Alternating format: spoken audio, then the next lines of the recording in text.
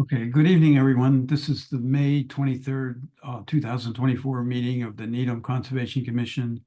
I'm Dave Harrer, Conservation Commission Chair. Before we get started, I'm going to confirm that all members and staff are present and can hear me. Sue?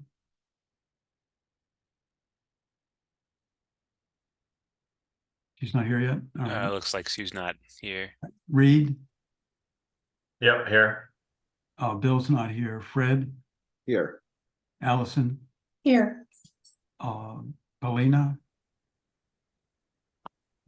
I see you. Yep, okay, and Deb's gonna come later and Clay is here. Yep. Okay. This open meeting in the Town of Needham Conservation Commission is being conducted remotely, consistent with Governor Healy's March 2023 extension of the open meeting law, the temporary provisions. All supporting materials have been provided to members of the commission and are available on the Conservation Commission website. Let's go over a few ground rules for the meeting. I'll introduce each hearing on the agenda and then introduce the applicant and or their consultant to begin their presentation. After conclusion of the applicant's presentation, I will call on each commission member to provide their comments or questions. Please hold until your name is called. After comments or questions from the commission members, I'll solicit questions or comments from the staff and then from the public. Please mute your phone or computer when you are not speaking. Please speak clearly and in a way that helps generate accurate meeting minutes. For any response, please wait until the chair yields the floor to you, and please state your name before speaking. And then finally, each vote taken during this meeting will be conducted via roll call vote. Okay, the first item on the agenda, we have meeting minutes for our last meeting. Hang on just a second.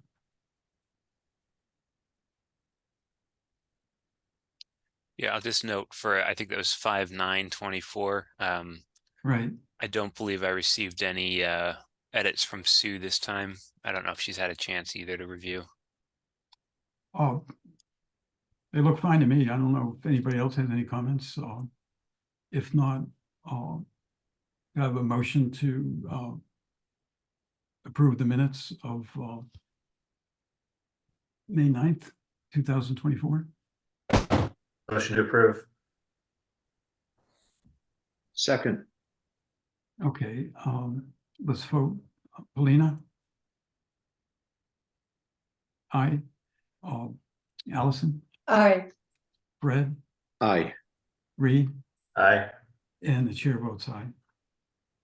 Okay, we have an enforcement issue which we're going to put to the end of the agenda because Deb has been following that. So we'll wait until she comes on board. So the first hearing that we'll open is for 40 Lake Drive, DEP file 234-927. This is a continuation from our last meeting. This was an after the fact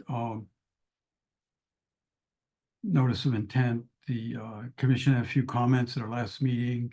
One was we wanted to have a stormwater infiltration system added, and also there were some questions about the location of the replacement trees. I believe that both of these issues have been addressed by the applicant, and I don't know if the applicant wants to make a short presentation. Otherwise, we'll see if there's any comments or questions from the commissioners. I'm Rich Kirby from LEC. I'm happy to share the screen and just review quickly the changes so the commission can see. All right, Rich, go ahead. Thanks. Let me share the screen here. And so as the commission recalls, this is a rebuild of a single family house in the same footprint on the same foundation, albeit reinforced. After the fact, notice of intent works in the outer portion of the buffer zone. And at the last hearing, the commission had requested that an infiltration system be installed to collect and infiltrate runoff from the 1-inch rain event. Field Resources revised the plan to do that. The infiltration system is here and here. And then the calculations are provided over here. We also decided on the 2.5-inch caliper trees that would be installed within the buffer zone to offset the removal of trees associated with the project. And the location of those trees is shown here, basically on that plateau, separating the developed portion of the site from the relatively steep slope that descends toward the wetlands. We have 2 eastern white pines, 2 tupelos, 2 northern red oaks, and 2 black cherries. And those are all shown here on the plan. In communicating with Deb Anderson this afternoon, she saw these edits. I think she may have reviewed them with some of the commission members, but there were a couple of minor edits that she wanted us to make to the plan, and we can do that. It was just altering, removing this note up here, removing this note here relative to the building department or zoning officer, because they really aren't applicable to the site or the project. So that's what David wanted. So we're going to be doing that. We'll be getting that in over the next couple of days with the 2 hard copies, but otherwise the plan I think is ready to go, but happy to turn it back to the commission to answer any questions the commission may have. All right, thank you. Let me go to the commissioners, see if there's any remaining questions. Reed? Yeah. I guess I'd like Allison's input, but the tupelos, I think of those as sort of for wetter areas. I don't know if they'll thrive there. I don't know if that's the right tree to put there. Is my only comment. Should I comment? Yeah, go ahead, Allison. Tupelos can be in the dry or in the wet, Okay. so they'll be all right. It's a little funny the way they sort of have made in little pairs, but that's what they did. So instead of mixing them up, but no, they all should be fine. Any other comment, Allison? No comments. All right, Paulina?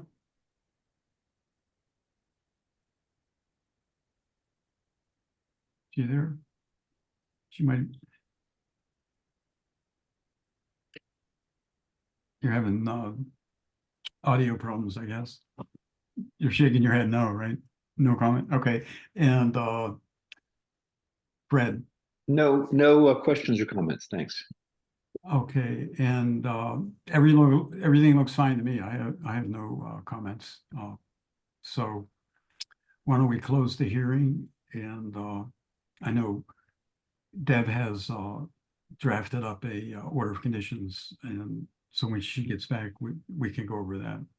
So can I have a motion to close the hearing for 40 Lake Drive DEP file 234-927? So moved. Second. Okay. Let's. Excuse me? I have my hand raised. Oh, I'm sorry, Diane.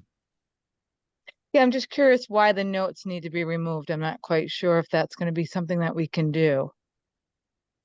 I know we'll have to wait for Deb to respond. Could you explain why? Do you know why Deb wanted them I removed? think we should probably talk with Deb about that offline as the order of conditions is being issued.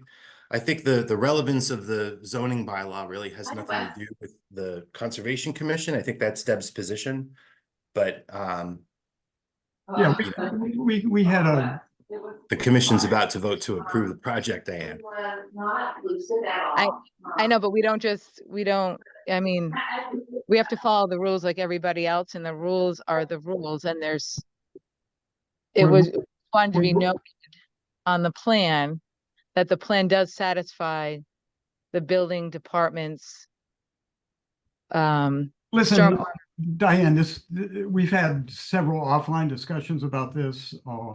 The applicant has agreed to put in the infiltration. No, we completely agree with that. So, We agree that the applicant has, but it just wanted to be noted that it does meet the bylaw, the town bylaw. well, It may- that's, not everybody agrees with that, Diane. And if you want to discuss that, I think we can discuss that offline.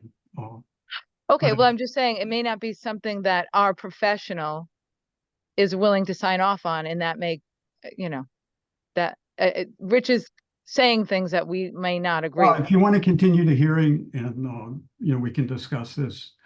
Well, Rich should have brought it to our attention, but, and Deb should have brought it to our attention. So I'm just asking why that is. I mean, that's, again, it's not It's the noted. commission's position that the bylaw is applicable. And B, there's also, in addition to the bylaw, there is a separate Conservation Commission regulation that requires infiltration. We okay. can change the note accordingly, but again, it does meet the And, zoning. and the zoning or the building commissioner has said that the commission has the authority to apply the bylaw and interpret the bylaw. Okay. Absolutely, that's his job. Right. No, it's the commission's job as well. That's what I just said. That's exactly right. That is All right, his job. so, from the commission's point of view, this isn't really a controversial thing. And Deb asked for that note to be removed, and I believe the applicant had agreed to that. So, The applicant doesn't sign the plan though. But that's why I'm just saying it should have been something that was discussed. But again, we can revise the note to say that it's going to satisfy your requirements. But again, it does. and the bylaw. I mean, again, if you don't think that's appropriate, then, we could talk about this offline, but. Yeah, well, the permit had already been issued and he agreed that it did meet the regulation. But again, if Look, under the circumstances, Again, I don't want to take up any more time. Okay, I You think, know, you guys decide on what you want to do, but, so I'm fine removing the note. Diane, I think at this point, I just want to move on with my project. If that takes removing a little note on the plans, so be it, right? I don't think that's gonna affect anybody, like next project, maybe we can all talk and, get on the same page, but as right now, I just wanted my project to go forward and not install anything further. that's fine. again, it's a function of our professional, and I don't know if that's gonna be something that, again, it does meet the bylaw. And I understand, Fernando, that this is your project and we do want to keep it moving.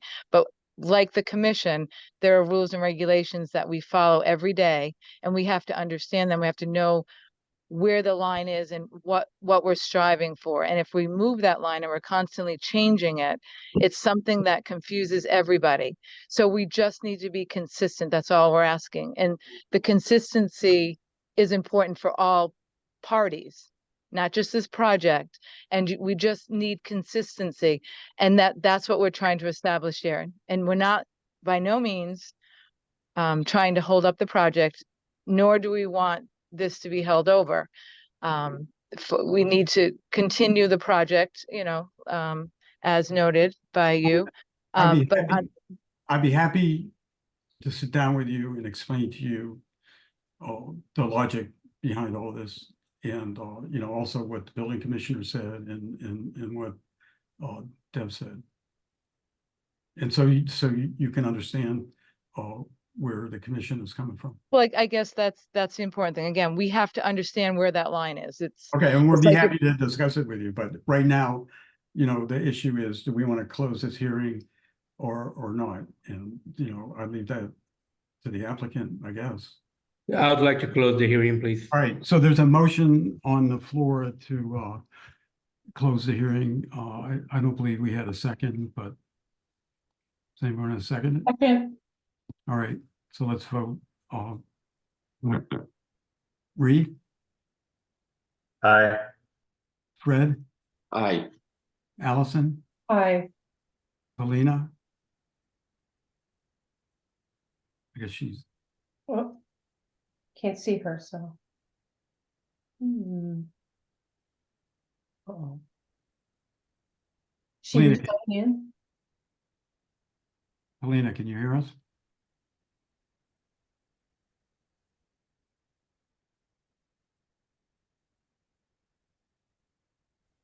Yeah, I don't see her. Chair votes aye, so that's, how many votes we got? 4? We need.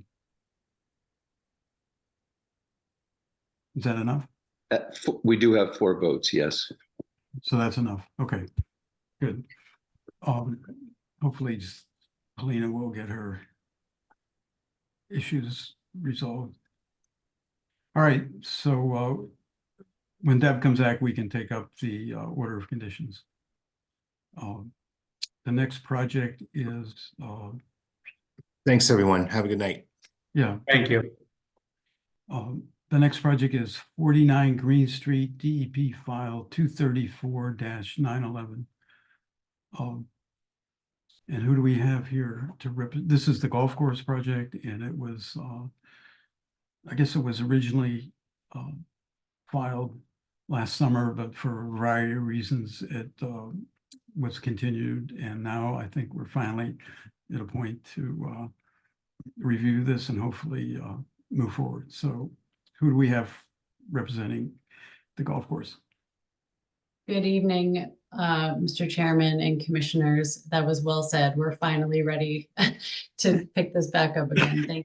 Thank you for your patience. My name is Sarah Stearns. I'm a professional wetland scientist with Beals and Thomas. I'm actually filling in for my colleague, Andrew Gorman, who was presenting the project initially for you. He was out of town tonight. With me is Tim Hood, who is the superintendent at the golf club. Also the chairman of the Greens Committee, Ken Motska. So if it pleases the commission, I'm happy to give a brief refresh on the project elements and sort of touch on where we are and then turn it back to the commission if you have questions, and we'll go from there if that works for you, Mr. Chair. Yeah, I think that's great. I think we have like a new person to but yeah, if you could just go over what your plans are and maybe highlight anything you've changed. Sure. Okay, if I share my screen. Yes. Let's see if I can figure it out. Can everybody see that? Yeah, we see. Okay. Okay, so this is just an aerial photo of the property. As many of you may know, it is divided by the MBTA tracks. There are 2 golf holes on the north side, holes 7 and 8. The remainder on the south side of the tracks. We've highlighted property line in red and the area of work in the pink color here. Essentially, this proposed project has 3 components that were originally applied for and just essentially have been tweaked slightly with some discussions with the conservation staff and amongst the club. We've done several iterations of the plan back and forth with the club, just trying to figure out the best path forward. So let's see if I can pull up the plan here. Shrink my screen for a second. Sorry about that. I've got the little Zoom window in the way. Okay, so I'm just gonna focus on this sheet, an overview sheet on our plan. The first component that I'll go over is this northern section of this intermittent stream. This is both on the north side and the south side of that MBTA track that we just saw. This is what we're referring to as the south side of this intermittent stream. Essentially, this is relatively unchanged from the original proposal that was discussed a few months ago. This stream has banks that are severely undercut and eroded, and the club came to the commission asking for permission to stabilize the banks along both segments here.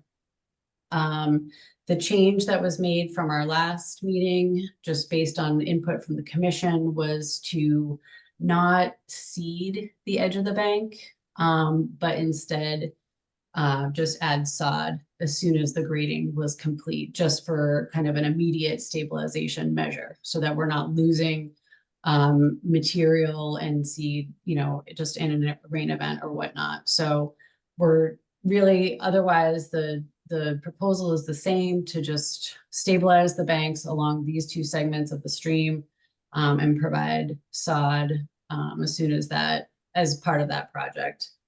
I also should add too that the club is undertaking this project in-house. Tim and his crew will be undertaking this. They will be overseeing it day in and day out. They will be on site.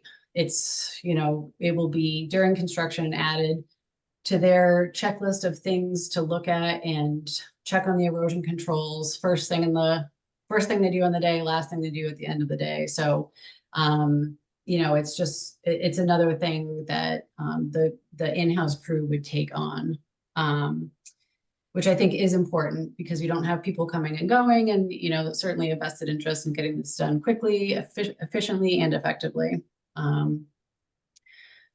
The second component of the project is there's a little water body on the south side of the tracks. I hesitate to call it a pond because it doesn't really meet the criteria of a jurisdictional pond, given the very small size and the fact that it has an impervious bottom.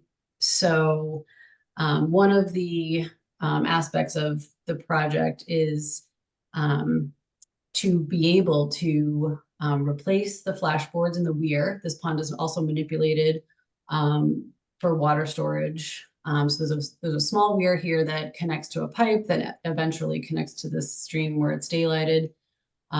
Replace the aged flashboards here. Also, the club is interested in discussing with the commission a maintenance policy so that they can go into the pond and remove accumulated sediment, because that does happen quite a bit in this area.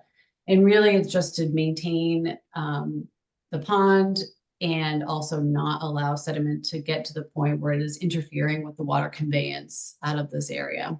So that's the second element. So it's the stream bank maintenance, the little water body maintenance, and then the third component is what you see in these sort of amorphous areas here and here. The club is proposing tree removal, some of which is in the buffer zone, which is what's shown on these plans. The primary goal here is to undertake an invasive species management plan.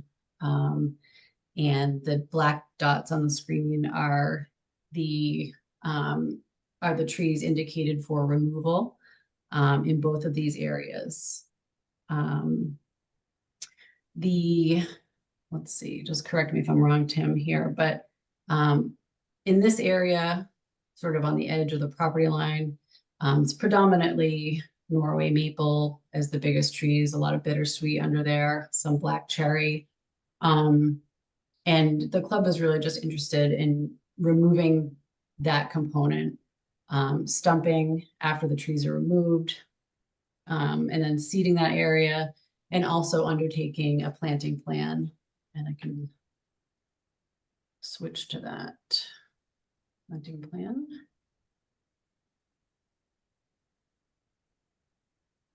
Navigate, there we go.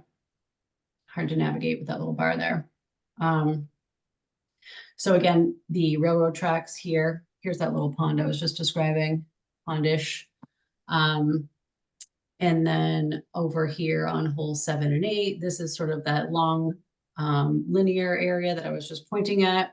What we're showing here is a mitigation plan and a tree replanting plan, predominantly red cedar and flowering dogwood, JP and the CF, in a couple of targeted areas. So we've got a tree removal area here that I was just talking about, and another over in this area. And so the areas that are primarily targeted for the mitigation are in the same areas where tree removal is proposed. Now in this area, it's predominantly pines, white pine and Scots pine that would be removed. And that's really just to open up this area on the golf course for better operations. We've also added some cedars down in this area. If anyone's familiar with that walking trail that goes around the driving range, that's over in this area here. And that's really just to find more spaces to achieve the 2-to-1 tree mitigation policy. So that's the third component.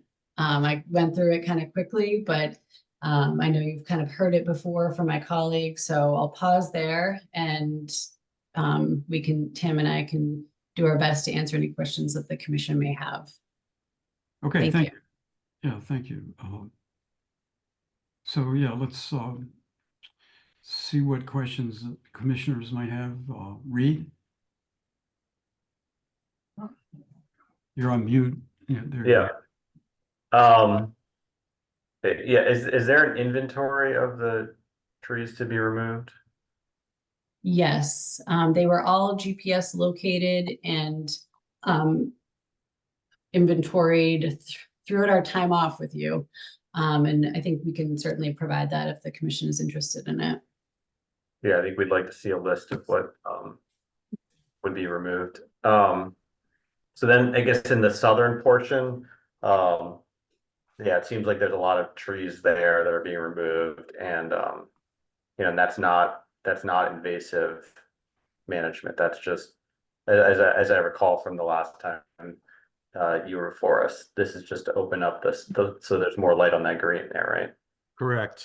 Just during the spring and fall, that green gets only not enough sun for what it requires for root growth that we can get through the summer. So we always struggle to maintain healthy turf on that green in the summer heats. So Yeah, I guess I'm just and also for some air movement during the summertime. Yeah, I'm wondering if it's really necessary to remove all those trees to achieve that goal. Well, And also, yeah, sorry, and also whether we could leave any of those up as, I know you proposed to leave some of the stumps, but yeah, leave any of them up as snags to provide some additional yeah, habitat. we actually have some Scotch pines that died there from a disease, and we came to the commission and we took them. They were dead, and we took them down. We kept the snags there, so we could definitely keep some snags there while also planting the lower growing trees.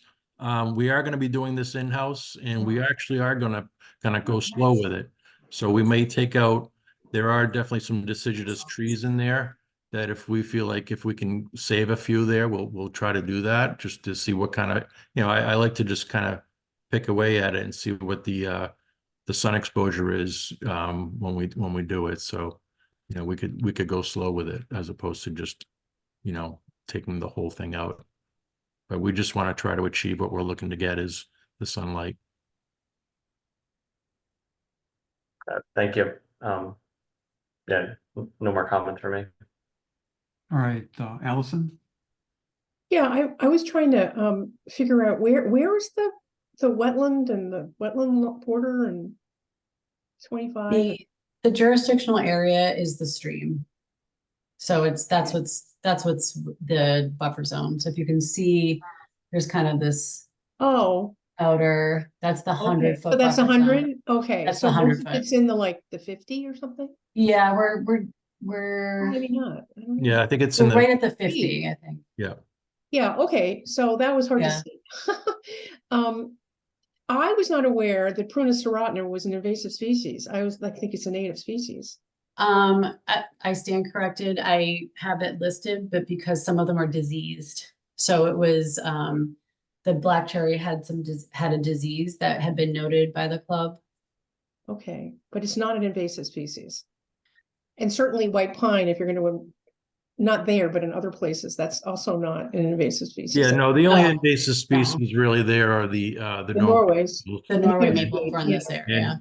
And it's also just in terms of health of the turf in that area as well.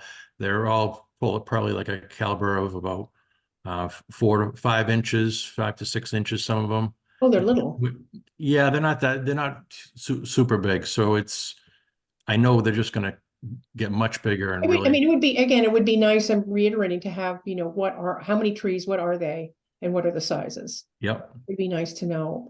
I mean, I'm We no have a count, we I'm just no didn't fan of have it. Norway maple, and certainly they'd be terrible to be anywhere near a green. Yes, Especially if they got big, because their roots are just scratching the surface, exactly. suck everything out, and put so much shade out. But the Prunus hirata, I mean, if it's a live black cherry and it's not diseased, not every black cherry is sick. So I wouldn't just say that because it's a Prunus hirata, you're going to cut it down. No, I think the dots on the plan are indicative of where the trees to be removed are. So it's not just a wholesale, elimination. It has all been Have they been selected. flagged in the field? Yes, and we GPS located them, and that's how they are Okay, located on this plan. okay, I don't believe they're flagged on the field there. They're just GPSed at this time. oh, okay, there's nothing around them. There's Okay. nothing flagging the ones that we were Right. targeting. No, we Okay. what we have flagged out there are the ones that we're gonna keep right now. All right, that's my only questions. All right, thank you. Fred? Well, I wondered on this topic, I wondered about the choice of sugar maples and striped maple.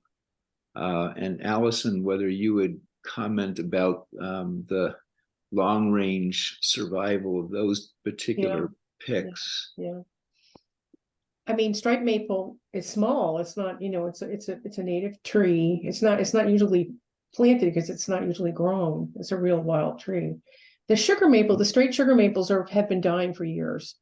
I wouldn't plant anything. If you insist upon planting the sugar, unfortunately, I would plant a green mountain, which is a cross between a black maple and a sugar, because it's more resistant to all the diseases that the sugars get. But I would rather try to find something else than than that.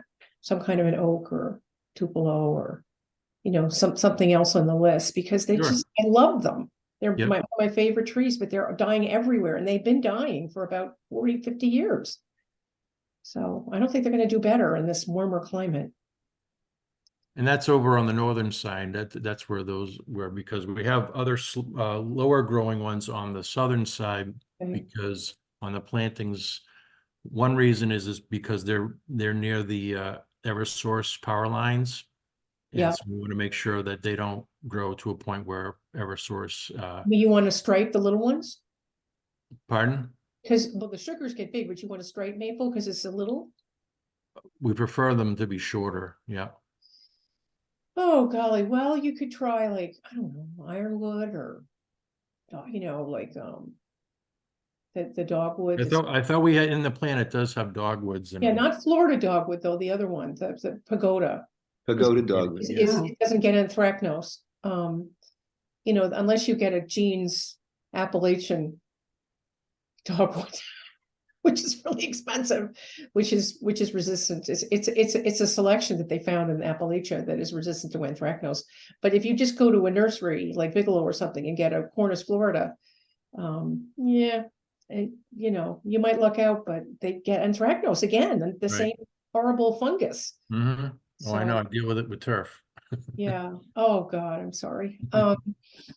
So yeah, I mean, it's kind of a moving target, what does well and what doesn't do well, but anything. We can work, there are lists of on plants different varieties too. We'll do Yeah. some research on that. And Yeah. there are different plants that they have proposed, like Boston, for instance, of the plants that they want to plant in the next 20 years that can take climate change. I mean, there are people that have actually really thought about this, like what plants can take the Right. wet and hot and dry, and and mostly they're weedy kind of plants, frankly. Yeah, and these locations are mostly dry. They're on hill bankings. So, Oh, okay. Well, oaks, I would say some oaks, maybe yeah. about that. And And within that area in the northern, there are about 5 or 6 large mature oaks. well, that's what Needham is. It's pine and oak. Yeah. There's a I reason. think I think we have the market on the pine trees at the golf course. The soil, that's what it's, you know, not all Needham is sandy and droughty, and rocky, but mine is. I mean, I have oaks and pine. Yeah. That's predominant, unless you're down lower. So, don't bucket, you know? Well, I also really like the idea of doing things gradually and sort of seeing how it takes and what your shade is, and that's going to give you a more gradual transition that way too. The other comment that I had was about the stream itself, and I wondered if anyone's thought about trying to plant something like summer sweet or winterberry along the stream to help stabilize the soil, or whether that would Well, I be think undesirable for the golf. And I mean, it is a heavily played area where people do hit over the brook, and I mean the turf would be any kind of grass turf would be good for stabilizing it. The only issue we've been having is the buildup of debris from upstream that's been coming through, and that's what's been causing this the bankings to build up on the sides and then collapse, and that's what actually ending up in that pond area. So the turf has been stable, but it just kind of builds up from debris from above, from upstream, if that makes sense. So yeah, I just don't. I don't know what's going to solve the sedimenting problem unless you get something that's helping to really hold the soil. Well, the sediment most of the sediment that we're working on that's on top of the asphalt, so it's building up in the stream and on the bankings, and that's what we're proposing to also remove. So there's good flow going through the brook. It's a full lined asphalt brook all the way through there. So that's what's happening. It's building up inside, and then it comes up it attaches to the side banks, and then as a rainstorm comes through, it takes the whole banking and just pushes it through to the pond. Yeah, Yeah. you got a sedimentation pond there. Yeah. And we're trying to, that's our other proposal, is to collect it. It collects there, and then we want to remove it so it doesn't, because it doesn't go downstream again. Further down towards the next location.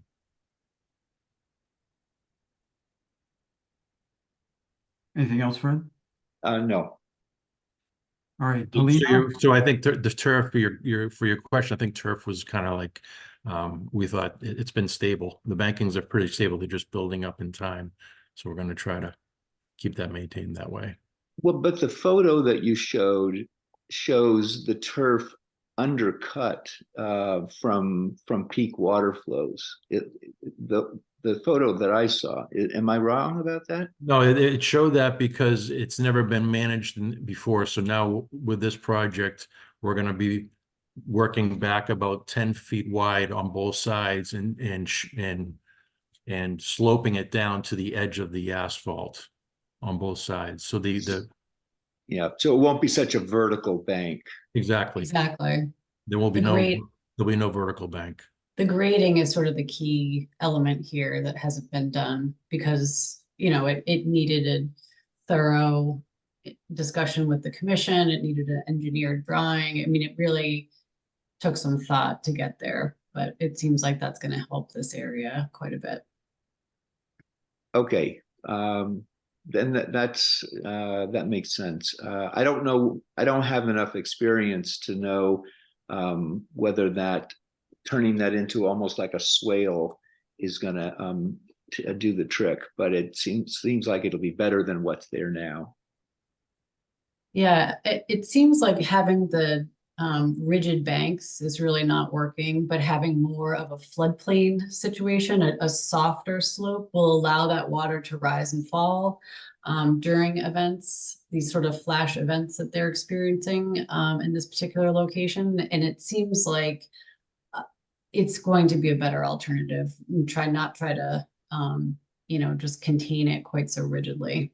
It should spread the energy of the water flow out so that it's less concentrated. Yeah. Yeah. Yes, exactly. And it's just a straight shot. So there's no real meander here. And I think, with the velocity that comes through, it sounds like during these storm events, having that additional area should really help out. Okay. No other comments. Polina? Hello, can you hear me now? Yeah, we can hear you. I can't see you. Oh, I can't, well, okay. I got sound, but I can't get my camera to work anymore. All right, so But I feel like this works. I don't have, did you touch upon, you said there's asphalt at the bottom of the stream? The Is that stream, correct? the stream and the pond. Are you planning to remove the asphalt in the Well, stream? no, we're No. gonna leave it.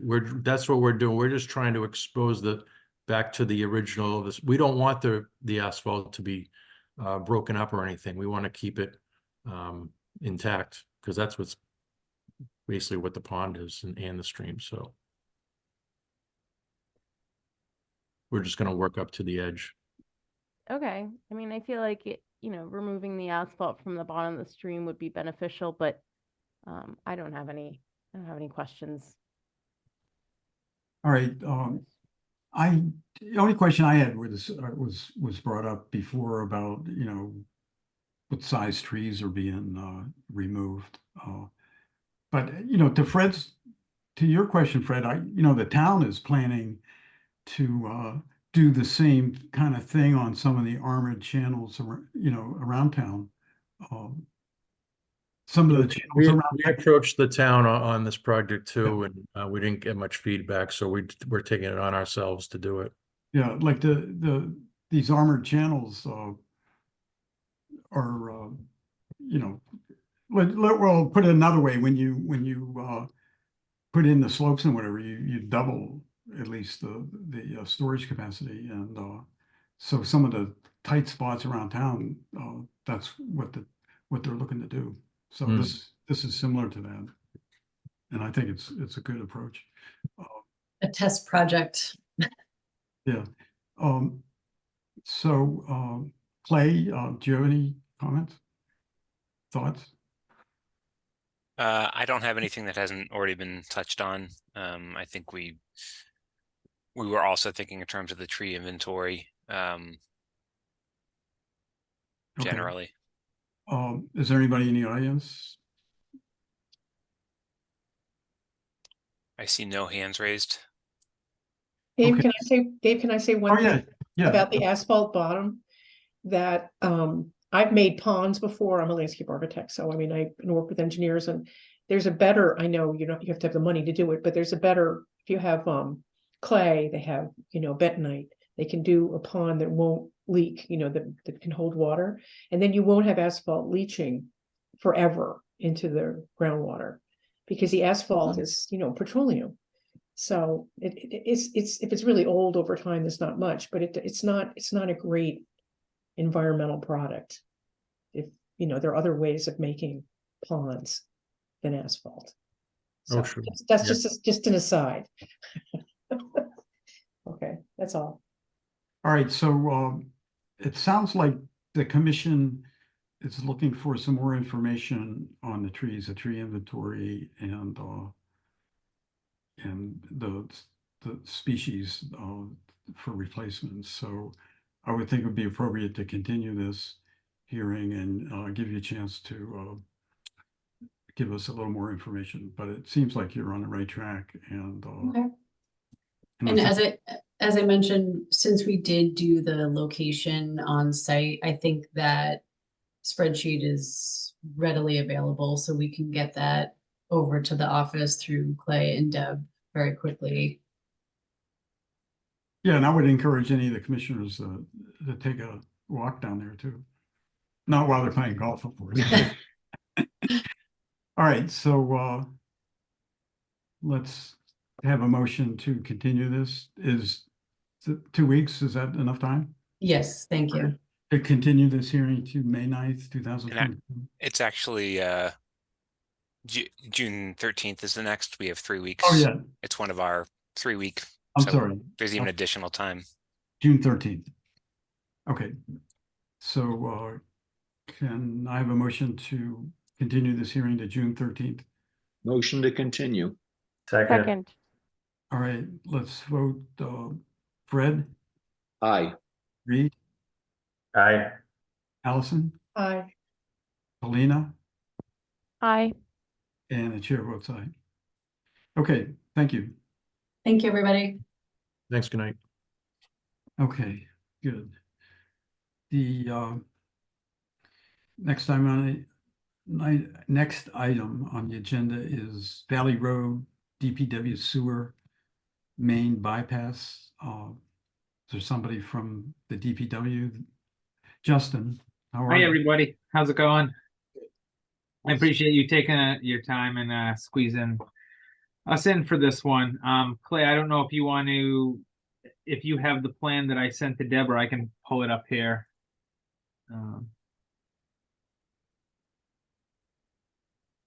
Yeah, would you prefer me to do it? I've got it right here. Yeah, you can pull it up if you'd like. And I have some other pictures if you want to see like what the existing conditions look like out there further down, but it's pretty straightforward. So just a little background on this project. We're in the process of lining the I-95 sewer interceptor through this area. Right now, we're in the process of doing from the top of Valley Road down Valley Road, and you can see we need to bypass this while we're completing the project. So we have proposed to lay a 12-inch fully welded sanitary bypass line through the back, along the back of the properties of Valley Road down to the end while we're completing this work. We walked the site last week with Deb, and she took a look at the existing conditions just to get an idea of what we're doing here. We're outside of the resource area. I know from this two-dimensional photograph, it looks like it's right along the resource area, but it's actually a pretty steep slope in this area. So you're probably on the upper limits of 100 feet from any of the wetlands down there. But basically, there's no disturbance as far as excavation for this. We're just laying the 12-inch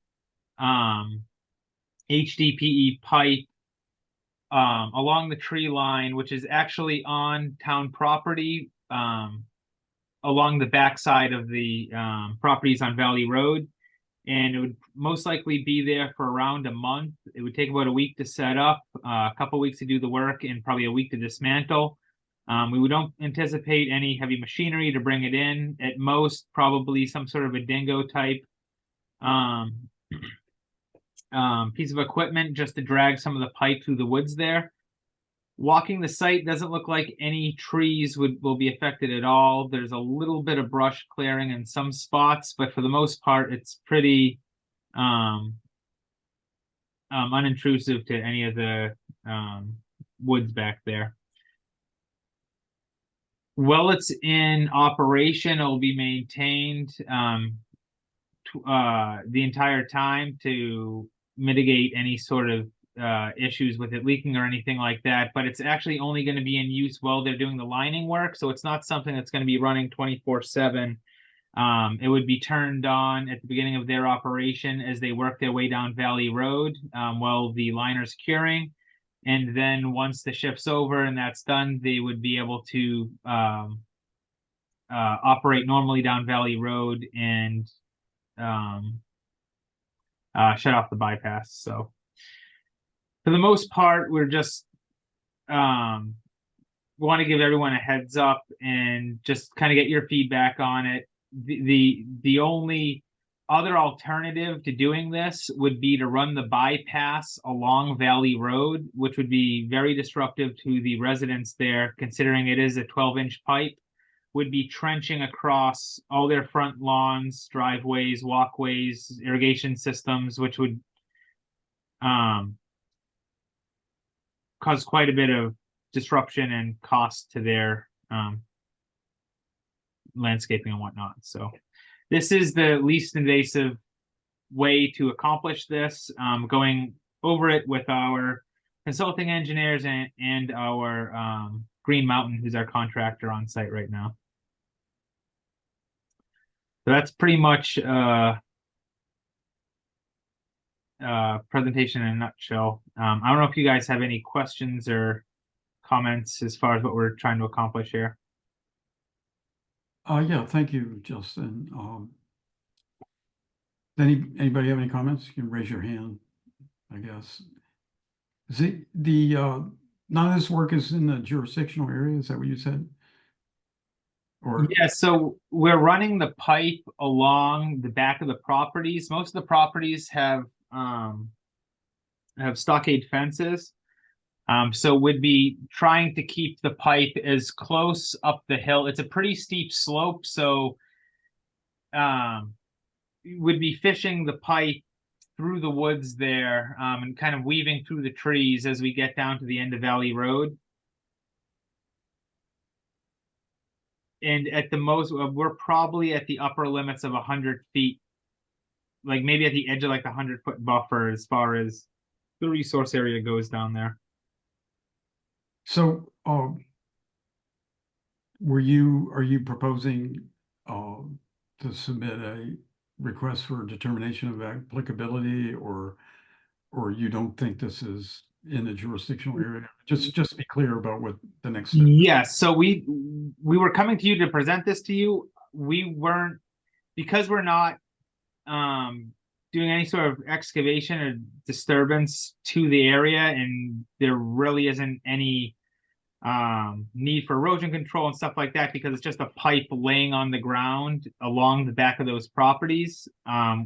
Just talking to Deb after she looked at it, I just wanted to kind of present it just so everyone's aware of what we're doing, and not for you to find out outside of it, or someone to call and say, oh, this is the work we're doing.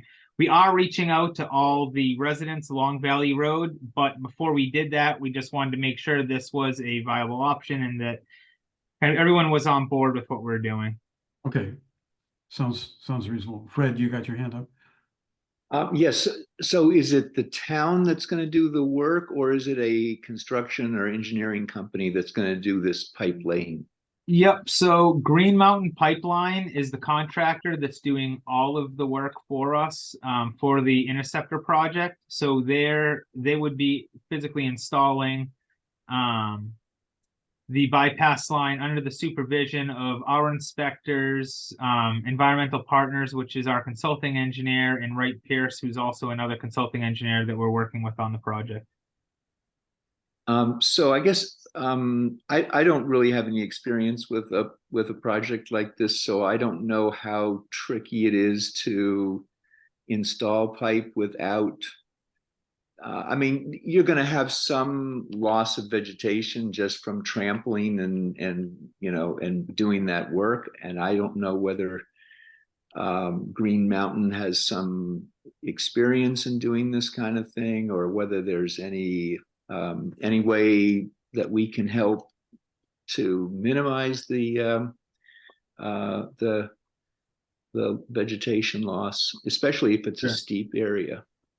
Yep. So in walking the path, given the tree cover there isn't a lot of ground cover. Actually, it's mostly leaves and rocks kind of along that embankment. So I don't really see much impact to anything that's there. Anything that's on the ground there's maybe some dead limbs here and there, but for the most part, there's no shrub layer then. Not really. Okay. There's very little shrub layer. It's mostly leaves and deadfall and stuff like that along the ridge there. Okay.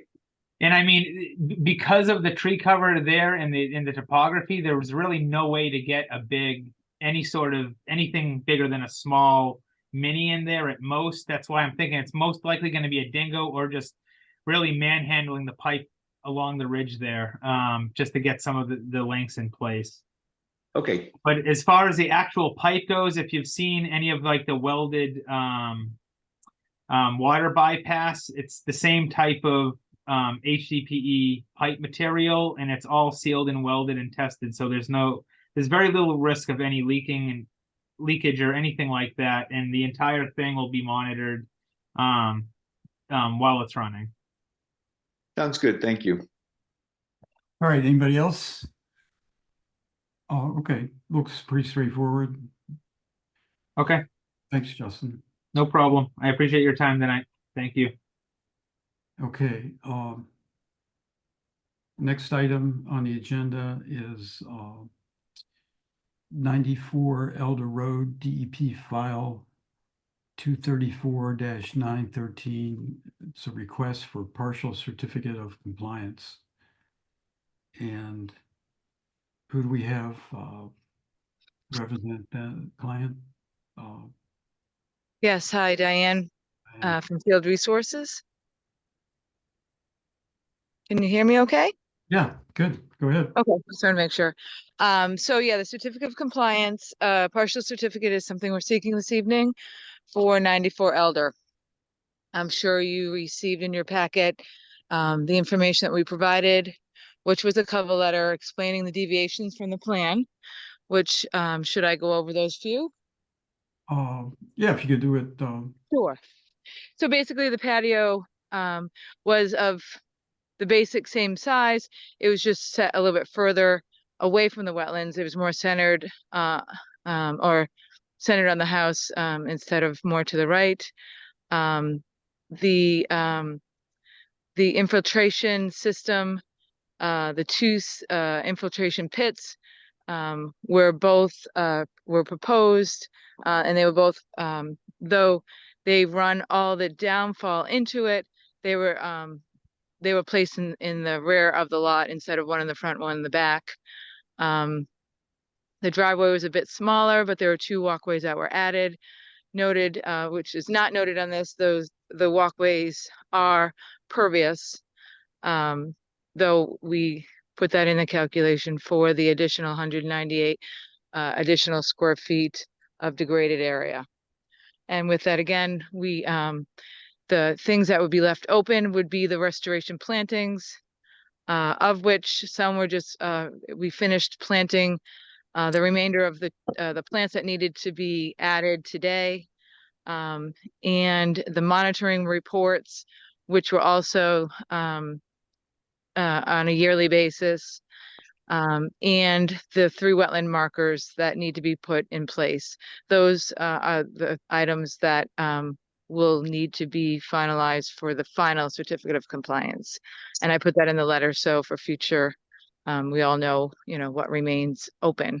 Additionally, there is an operation and maintenance plan that was provided to you, signed by the current owner, that explains briefly what will be done for that clean out, which for that operations, the O&M plan, which is the basic cleaning of the gutters, downspouts, and any sediment that may be found during these large rain events or on an annual basis. And again, we provided you with a plan. And with that all, and the 8A form, I should say, and with that, we do request the partial certificate for 94 Elder. All right, thank I'll you. hand that back to you. Yes, Mr. Chair.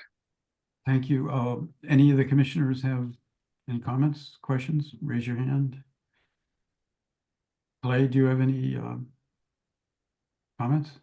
Yeah, I met out with Diane and with Tripp on site today to review the as-built plan and the current site conditions. The project looks good. I did confirm the deviation that Diane listed about the walkways being included. Did add square footage, I guess, to the degraded, but we did confirm that they were pervious. They're pavers that were laid in stone, so they're not accounted for the impervious calculations. The site is stabilized, the lawn is in. When we were on site, the gapping below the fence along the back line here was a little short, but I talked with Tripp, and he had his landscaper go out there to pretty much cut back some of the original sod that was laid to increase that gap to what was suitable to the order of conditions. Additionally, we were out there today.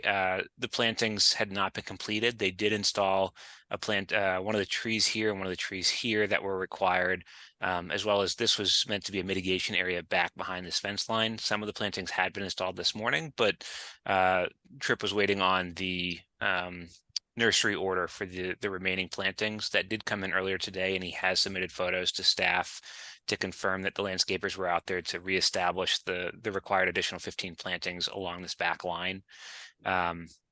So we have seen those are in. As Diane mentioned, what is pending now that the plantings are in, they will have to do the 2 years of monitoring, and then they're required to have 3 of the conservation placards installed pretty much at the fence line because this is a riverfront mitigation area. The square footage of this mitigation area does cover any deviations that were part of this 198 square feet of additional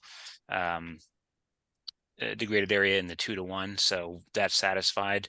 At this point, staff recommends issuance of the partial certificate of compliance. All right, great. So if there's no other questions from the commissioners, can I have a motion to issue a partial order of compliance for 94 Elder Road, DP file 234-913? So moved. Second. Okay, let's vote. Fred, Aye. Allison, Aye. Paulina, Aye. Reed, Aye. and the chair votes aye. All right, Well, thank you for your time this evening, and I appreciate all your help. all right, thank you. Bye-bye. Good. Next item is not 190 Edgewater Drive, DEP file 234-916. Request for a minor modification, and who do we have to present that? Or maybe nobody. I am right here. I'm the Oh, general okay. contractor. My name's Doug Sherman. All right, Doug, go ahead. Why don't you just briefly explain what? I have a project going on 190 Edgewater with a renovation that's previously gone through conservation. And since the start of this, the homeowners have decided to try to have a deck off the back of the living area. And it ended up taking up 4 posts, 7 feet off the back foundation. And we're just looking to be able to have a minor modification to be allowed to put the deck on. So the 4 posts are here. Yeah, it's a small deck. Yeah. All right, sounds pretty straightforward. Any of the commissioners have a comment or question? And this is the plot plan for it. We got the 4 posts off here, and the floodplain is still outside of it. All right, no questions. We got to vote on this, Deb or Clay? Yeah, vote to issue the minor modification. All right, do either you or Clay have any comments?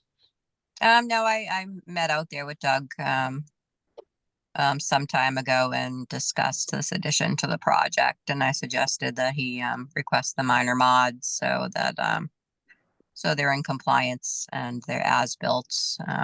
They won't have that deviation listed. All right, great. So can I have a motion to issue a minor modification to 190 Edgewater Drive, DEP file 234-916? So moved. Second. Okay, let's vote. Reed? Reed, yes? Aye. Aye. Fred? Aye. Allison? Yeah. Aye. Paulina? Paulina? Aye. And chair votes aye. All right, great. Good luck. All right, thank you. Appreciate it. All right, then last but not least, we got 53 Heather Lane, which I'm gonna guess is not ready to be discussed. No. Okay, I'll try to follow up with Joyce again and see where we're at. all right. Well, now that Deb is back, I apologize. I'm sorry. No, actually, things went fast. Right? Did they? So it was Yeah. better without me? Okay, cool. No, I didn't. The last item for discussion is there was an enforcement issue that popped up. Mhm. So, why don't you describe it, or I can, whatever. Okay, and is the builder here too? Clay? Yep, we've got Carl who joined in. Okay. So we were notified in the office, that, some work was going on what is the number? I'm sorry, I don't have it in front of me. 17 George Agate. 17 George Agate, thank you. So I believe that we were notified and Clay went out, it was later in the afternoon. And there wasn't anyone available to speak to at that point. But there was some obvious work being done to the property outside what was proposed to staff. So this was similar to the 40 Lake project where we were told there would be no ground disturbance. They were just doing work on the existing foundation.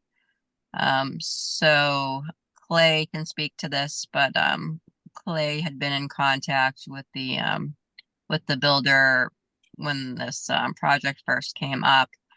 And he did state that if they were going to do work that was going to cause any ground disturbance, that they would need to come to the commission to apply for a permit.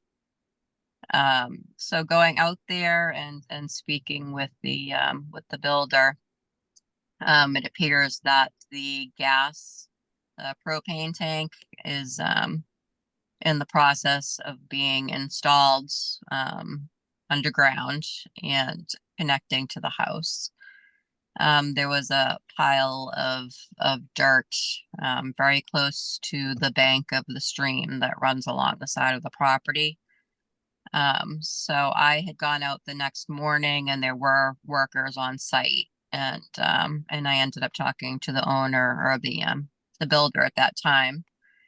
And so I asked them to put erosion controls up to stop work and to come talk to the commission. I guess the gas company didn't really get that notification. So a few days ago, Dave had driven by and saw that there was some work going on. And the builder was also on site and he stopped that work. So currently there's no work going on, but we're probably looking for an after the fact notice of intent. I think there was a couple trees removed too, but I'm not sure about that. But anyway. So I don't know if Clay, you want to speak to your communications as far as that went. Yeah, I mean, Deb summed it up well. I think I originally had a conversation with Ethan, Carl's partner, about when they were acquiring the property and about whether they would have to file. They were discussing just building on top of the existing foundation. I can actually pull up a photo or a couple photos, but essentially, much like 40 Lake, it essentially wasn't originally going to have any ground disturbance. Building on the existing foundation and just adding another story wasn't going to result in that. Going out there, it is clear that they did build on the existing foundation. If you look at the Google Street View, the bulkhead in back, the steps in front, the foundation is still the same as what the pre-existing house had. In the case here, as mentioned, it seems that there was some work in the back corner here where they were installing the gas, I guess gas tank or the gas utility. Okay. Yeah. Mm-hmm. And you can see the trench soils or the stockpiled soils for that. It's just behind these boards. The actual tank is now below grade, but I believe it was still open, at least when I was out taking photos from the street. So that's kind of where Deb had requested the erosion controls. Back behind that tree line is where the stream runs. Here, again, from the other side, you can see the top of the tank, you can see the soils, and you can see the kind of the stream embankment down below off to the side. As for tree removals, it's hard to say what was or was not removed. We did identify, from here you can see a couple of stumps. I did confirm on the Google Street View again that those were removed years ago. Though at least these were not fresh cut in this row of trees. The one that I can't account for, there's a large stump here. I don't know when that was cut.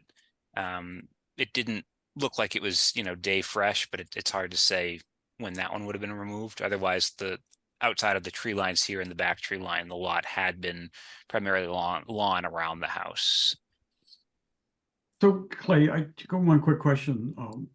This lot is pretty much within the riverfront area, right? Is there any wetlands there along the stream? No, it's just bank. So it's just a riverfront issue. Well, I mean, there's a 100-foot buffer zone from the bank. Oh, yeah. Okay. All right. And the 200-foot riverfront area. Yeah, so I mean, I guess to make a long story short, there's like two issues here that I see. One is that the owner needs to submit a notice of intent, after the fact, nevertheless, a notice of intent. And then, as far as ongoing construction, what do we want to do about that? Do you guys mind if I chime in? Oh yeah, sure. Oh, thank you so much. We didn't mean to exclude your. Yeah, no problem. First of all, I just want to apologize. Clay did make it blatantly clear that any ground disturbance would have to have a special permit, and I completely agree. So we haven't, and nor will we disturb any ground for the building that you guys see, the second level. That was the only anticipated work. And then we found out there's no gas on the street, so I contacted a company out in Needham called Caravan Lane. They're pretty professional, huge company, great. I'm friends with the owner's son, and they were great. So I gave them a deposit, and I said, we'll do a propane tank. Like, we probably need a couple months or so. We got to talk to planning. We got to talk to so and so. And the next thing I know, like 3 days later, I'm getting a call from Deb saying that there's work being done. And then I called again the owner's son, and yeah, so that was like literally, I don't know what happened. I was away on vacation. I was in Florida, as I mentioned to Deb. And I got a call from one of the guys on site who's working solely on the construction portion of the home, which has no, which we're not touching the ground there.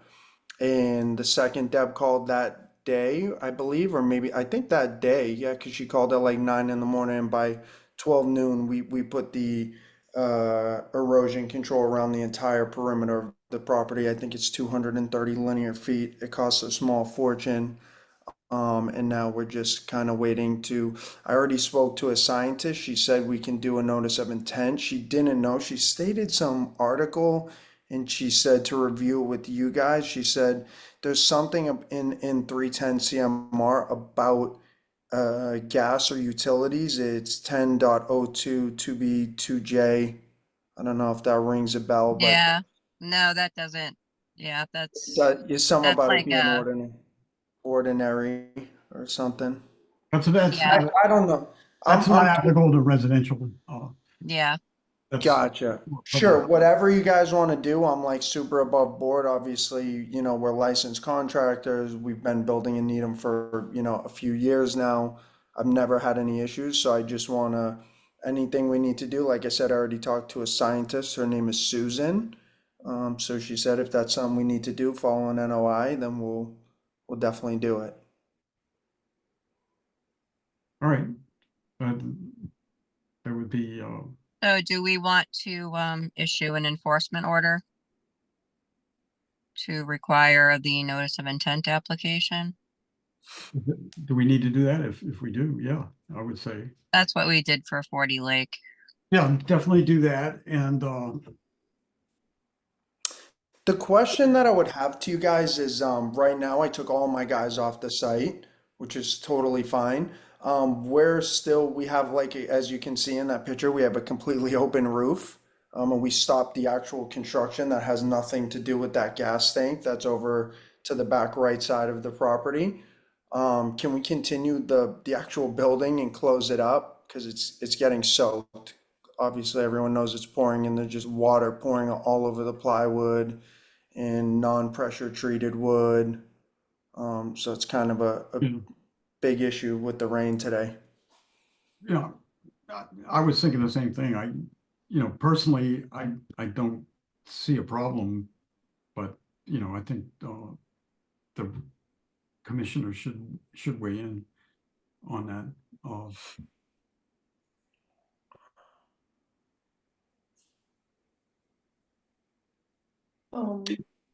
I have an idea. Yeah.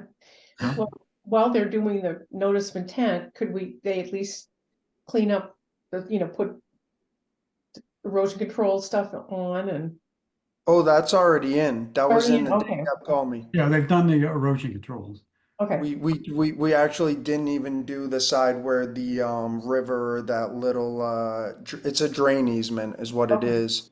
We actually did the entire 230 linear feet of the property. I don't have any problem with them closing it in. I mean, why bankrupt for a little tiny area? That's Well, yeah, closing in or continuing work inside too. I mean, Right. Yeah, So- we're just doing inside the building. I don't have trouble with that. Anybody else have any issue with that? Because I think as long as, you expeditiously, produce your notice of intent and, if you have any questions about what needs to be done there, Perfect. This lady was very familiar. So Chris Charlton is my surveyor from Continental Survey, and he gave me a woman's name by the name. Susan MacArthur? Exactly. Yeah. Did she call you already? No. Oh, yeah. So she said she was on board. She just wanted me to have this meeting with you guys. Yes, Susan MacArthur, exactly. She's a wetland specialist. Yep. She said she's ready to roll. If I need to hire her, she's ready to go. any other comments from anybody? I know we'd be looking, this is another, touchy issue, I guess, with, because it came up on this other project as well, as far as stormwater infiltration. We'd be looking for that to be included in this project, even though, Okay. the building commissioner might have said you don't need to do it, but, we don't agree. Is there someone specifically that Susan at your office, Susan from the scientist can reach out to in your office? Well, Yeah, there's- she's yeah. very familiar with myself and Clay, so. All right, great. Okay. Cool. So we'll issue an enforcement order, which will basically tell you that you need to file this notice of intent, and then Susan can contact us if you'd like. Perfect. I'm gonna send an email to her once I get off this call. Okay. All right, guys. Thank you so much. Thanks, Clay. I have one question for you, Clay. Like this is, riverfront property, right? And I would guess that most of the whole property would be considered somewhat degraded from the beginning, right? So do you see any? No, they don't count lawn area as being degraded. They don't. So do you see any issues that might come up as far as or should we just let that work? Do we know, is this a perennial stream? Is this riverfront area? Yeah, it's Yeah. just, there was another project further up Okay, just up wondered. Chatham Ave, that's, almost finished now. The one where they had a dewatering issue, we went out there, right? You remember Yeah. that? Oh, I forget. So the- they're not even increasing impervious area for this. So, For the project, right? Yeah, Yeah, so I just wanted to make the clarification under the river, this is riverfront, this is a perennial stream. And under the performance standards for riverfront, they make the distinction between degraded, which is usually those impervious surfaces and areas that lack topsoil, and then they have disturbed. So this is a previously disturbed site. There is existing lawn through a large percentage of the site, and it is treated differently than degraded itself. But in this case, it doesn't seem like initially, without seeing the full notice of intent or the narrative that Susan MacArthur will provide, it doesn't look like they are increasing impervious surfaces by any means. Their original application with the building department when we signed off didn't seem to be relocating the driveway or doing any work that would otherwise increase that impervious surface. So assuming that the trenching around the propane tank is backfilled in accordingly, then in theory, this would be riverfront with no additional degraded area. And then hopefully we'll get some kind of assessment as to when that tree in the front was removed, or if there's any other signs of vegetation removal or naturalized areas, because that comes into that previously disturbed versus newly disturbed. Again, different than the degraded, but in the same ballpark. All right, sounds pretty straightforward. I'd like to comment to Carl that erosion control that you put up around the site was the best that I've ever seen. Great. Are you pulling my leg or are you being serious? No, I'm being serious. Oh, Really, thank you. most people would go out and buy the things and strip them around, but a neighbor told me that a truck came up with like a sock, and They did. blew the material into the sock. And Yeah, they're really good greenscapes. They're yeah, awesome. and it's really a substantial barrier. So I think, and you reacted really quickly. So, I think Great. that's great. I Thank you. really appreciate that. Thank you so much, guys. Sorry again. All right. Taken care of right away. Have a great night, everyone. All right. Take care, Carl. night. Okay. So that completes our agenda. Any miscellaneous, So I think before you move on, we just need a motion to issue that enforcement order. oh, okay. That's great. So yeah, can we have a motion to, issue the enforcement order for 17 George Agate Road? So moved. Second. Okay, let's vote. Reed, Aye. Fred, Aye. Allison, Aye. Helena, Aye. and chair votes aye. And Deb, you had sent around order of conditions for 40 Lake. I don't know when are we ready to go over that? Because I think we closed the hearing. I think everything was resolved, although one of the consultants started bringing up this issue about the bylaw, which they didn't want to remove the comment off the drawing for some reason. I completely understand, but Which comment specifically? well, there was a comment that was put on the drawing by the applicant or their consultant that said something to the effect that this project isn't subject to the stormwater bylaw, but we're going to put in infiltration anyway. And you had asked them to remove it, which Well, there was 3 different things on the plan that need to be removed or revised.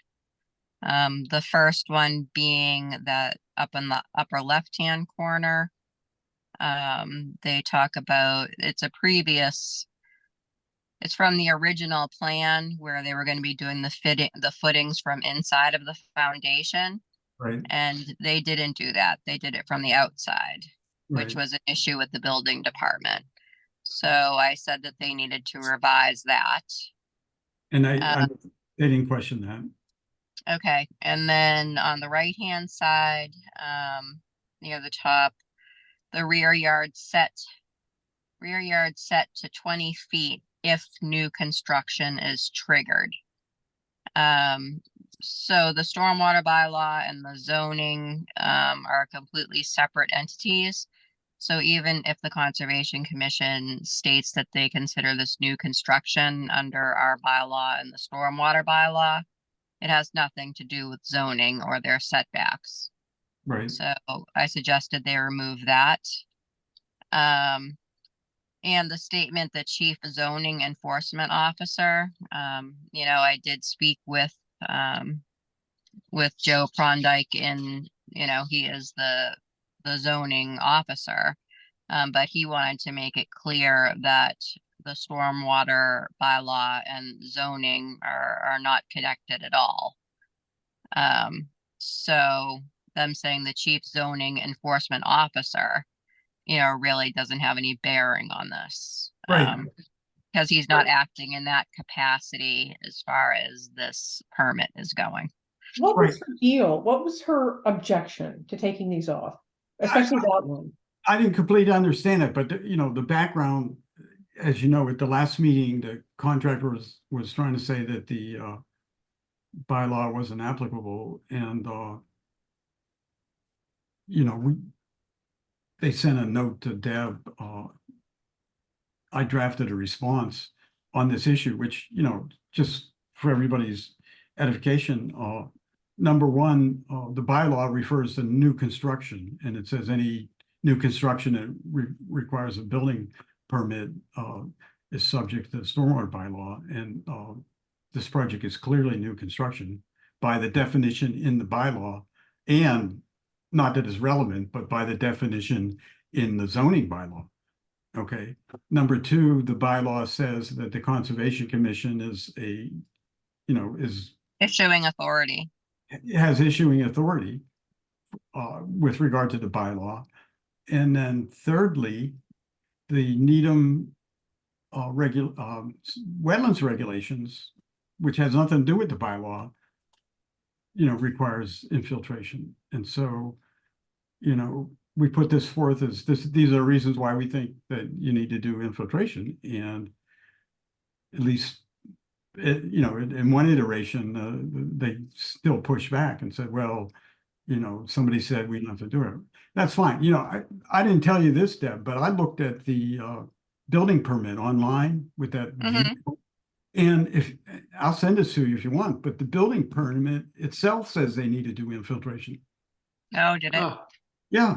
And I think what happens is they had 3 different building permits.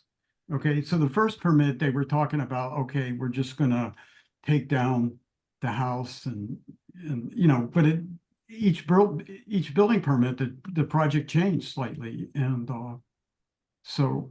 But I still don't understand why she would write that. I didn't understand it. And I think she just didn't want to commit to something without checking with the professional land surveyor as to whether he would agree. Yeah. With it.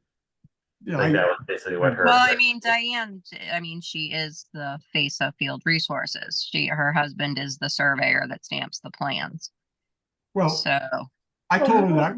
Why would they? She was sort of saying, "I won't stamp the plan," or you know, this is our business, and you know, I mean, it didn't make any sense.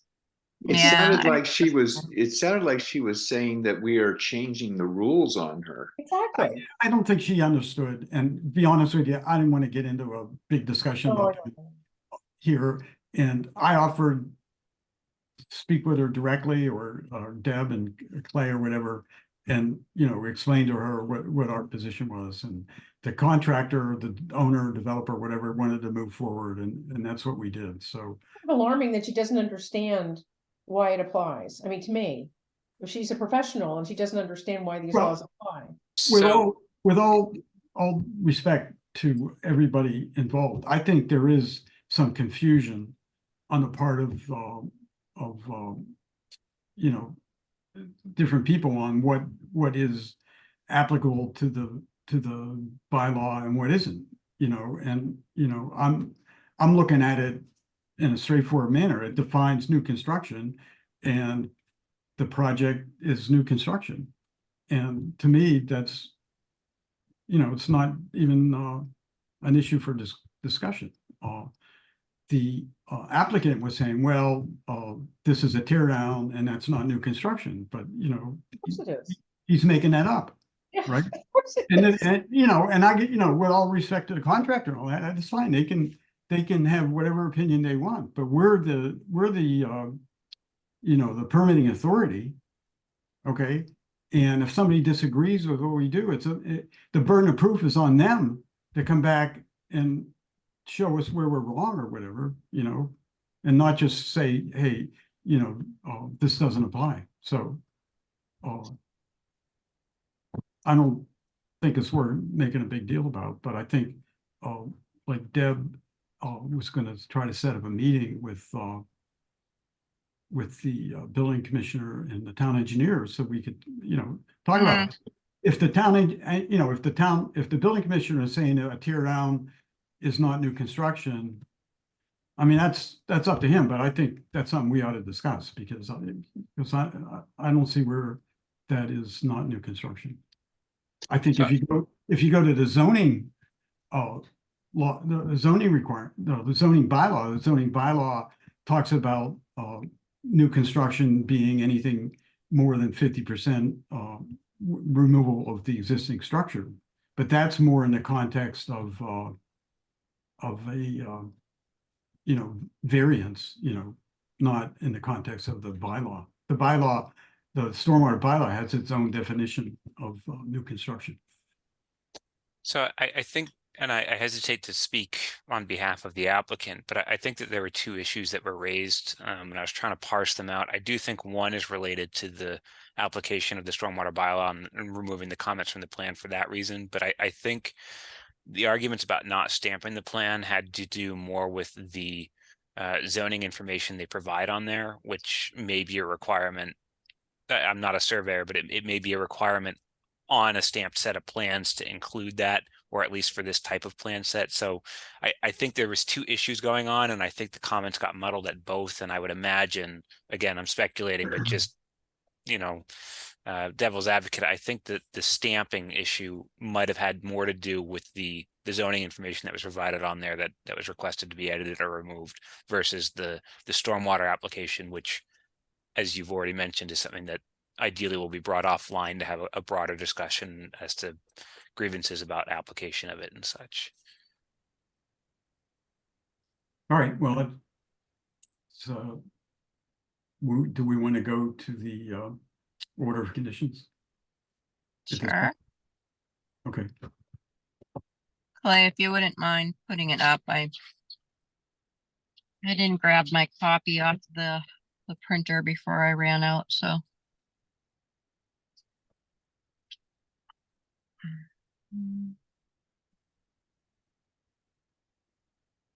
Okay, so basically, just the findings, discussing that this is an after the fact notice.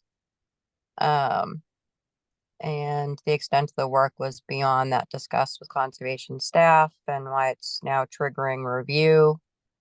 That there was disturbance, the footings were installed outside of the foundation, instead of inside the foundation. They did remove vegetation, including at least one tree. They did do also a slight amount of grading. In addition, they are requesting removing 3 additional trees. They did remove one for sure. So they want to remove 3 additional trees. They did include the certified arborist report, and these trees that they're looking to remove are in a state of decline apparently. So they are counting the one they've already removed, and with the additional 3 trees, they're proposing to plant 8 trees. The erosion controls have been in place. They're planning to infiltrate the roof runoff with the Caltech drywall chambers. Go ahead down, Clay. So pretty boilerplate until you get further down. So I did put in the infiltration soil test pit, Dave, that we discussed. Go ahead down. So the mitigation plantings, we did ask them to add the specifications for the plantings onto the revised plan, which they did do. So they had, I think, 3 different species that they were proposing for the 8 trees. Those are on the plan. If they need to substitute, they need to contact staff prior to that. I didn't know if we wanted to have them put up permanent demarcation at the 50-foot buffer zone. All the plantings are, I think they're between the 25 and the 50. So I didn't know if you wanted to permanently demarcate the area where the trees are going to be planted. And if we wanted to have permanent markers on that as well, because obviously they are builders, so they will be selling this property. Go ahead.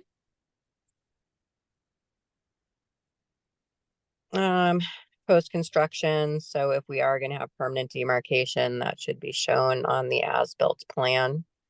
And we also have the O&M plan requirement for the infiltration. So that's essentially it. All right, great.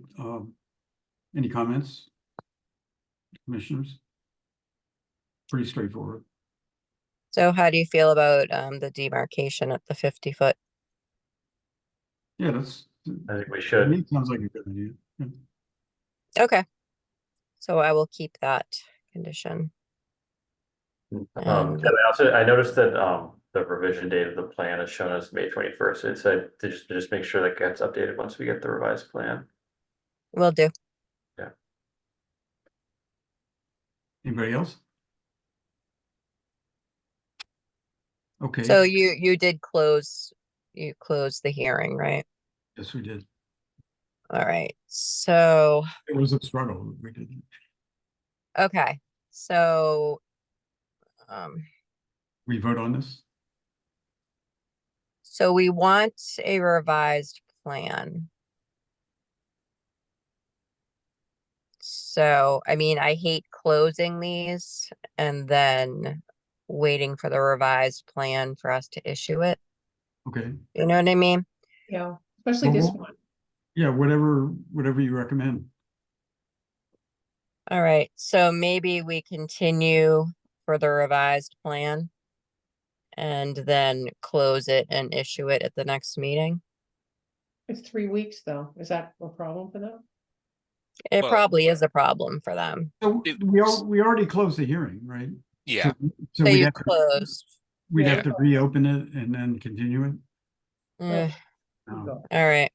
I'd be okay with us, voting on issuing the order, but not giving it to them until we get the revised plan. Even though that's not the perfect solution, I think that's the most expedient. Well, that's why we're stuck with the Heather Lane thing, because we said we wouldn't give them the order until they filed for the COC for the previous project. Yeah. So now we've been sitting here with this order for 3 months that's supposed to be issued in 21 days. So Well, then why don't we just, for that, strike it off of the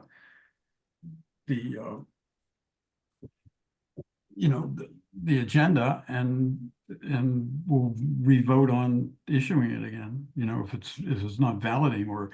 In this case, I think the developer, builder, owner, whoever, they want to get this thing moving, so I don't think they're gonna delay the revised plan. okay. I mean, No. that's my gut feeling. I don't know how. No, it's up to you guys. So They seem to be anxious to get moving on this. Yeah. He should Yeah, I have, agree. yeah. He all right. All right, so let's have a motion to issue the order of compliance for 40 Lake Drive DEP file 234-927 contingent upon receipt of the revised plan. Hey, Dave. Yeah. I don't know if you can hear me. Oh, yeah.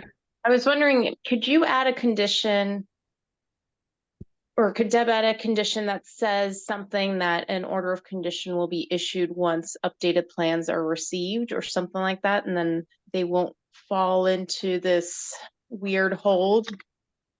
Can that be a condition, or they can't start work until updated plans are received, or something along those lines?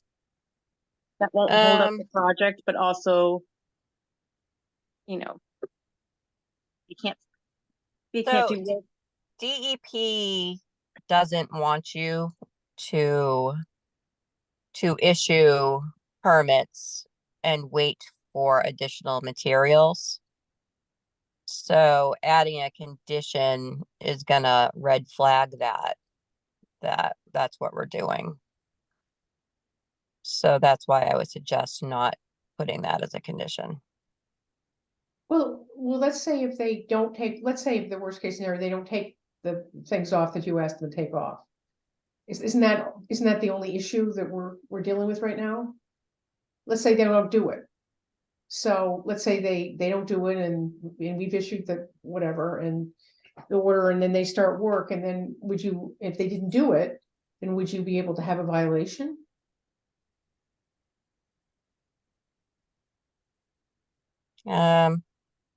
I think we're overcomplicating this. Yeah. I think if we issue the order conditions contingent upon them getting Plan.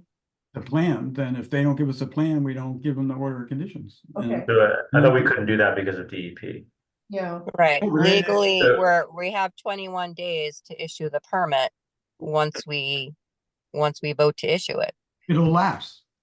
And, And then it Like- won't be right anymore. They'll have to do it again. yeah, and personally, I don't think they're gonna, I don't think they're gonna do that. I think they're anxious to get this thing moving, so. All right, go for it. I don't think that's a problem. I think, maybe we ought to just tell them, hey, revise the plan and get it in. And maybe, Diane, Deb, right? You could call her and, just straighten out Yeah. what her issue is on, removing the couple comments. Okay, that's fine. Yeah. All right, so- Yeah, if they haven't given the plan in 3 weeks, right, can we reopen at that point, or is that, I mean, as well? No, Yeah, I don't Just think we can. let the thing lapse. Mm, all right. yeah. Okay, I think they'll get the plan. I don't, Yeah, they they seem want to. very eager. Yep. Okay, so, again, let me repeat, I'll just make the motion. I move that we issue the order of compliance for 40 Lake Drive, DP file 234-927, contingent on them submitting the revised plan. So moved. I moved, so. So second. Let's vote, Reed, Aye. Fred, Aye. Allison, Aye. Elena, Hi. and chair votes aye. All right, so, that's it. Now, this is Allison's, is this your last meeting? No? Are there 2 more meetings? Or you're gonna be around till the end of June? I thought there were 2 more meetings. No, maybe I'm wrong. Well, I'm not sure when you're, I thought I it think ended you're, in July. is it? oh, it's July. I mean, thought- June. Isn't June? I think it's like June 15th or Yeah, something I like think that. I think you at have least one more meeting. Yeah, All right, Yeah, almost. all right, we'll have to plan a surprise here. yeah. Why? You wouldn't let me. Mm, Oh, okay. So the next one, well, there's 2 more, I think, right? In June, Before June it's 15th? 2 in June. Yeah, so I have in my calendar, I have 2 more. all right, my mistake. I'm That's okay. sorry. Eh, Yeah. Yeah, anyway. also, Allison, I think we have to update your calendar events because I think they've had you on off weeks. So I don't know what your calendar is saying, but our next scheduled meeting is June 13th. Okay, I'll check. Okay. Wow, I'm really in the dark now, huh? Yes, you are. I kind of eerie, kind of creepy. We've I have watched the the light. 13th. I do have the 13th. Perfect. That's Yeah, kind we've so just one more, watched one the more. light disappear. I guess it's just one more. Yeah, okay. I'll see you then. All right, Awesome. anything else? 3 None? long weeks from now. Everybody have a nice spring. All right, Mm. Thanks. will somebody want to move to adjourn? I move we adjourn. Okay. Second, all opposed? I'll say aye. Bye. Aye. All right, good night, everybody. Everyone. Good night. Good night, Thank all. you. Take care. Bye.